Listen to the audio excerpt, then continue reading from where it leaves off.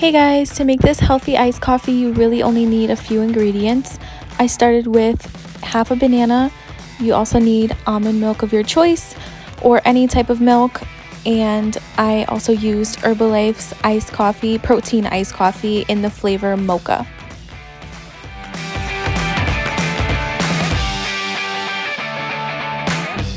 So I added about a cup's worth of ice, put in half the banana, and I usually do a scoop and a half, but if you'd like it to be exactly 100 calories, I would do just one scoop.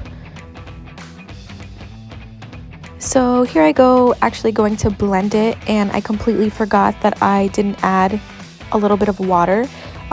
It does end up becoming really thick if you don't add water. I usually like it a good in between, so there I am adding some water.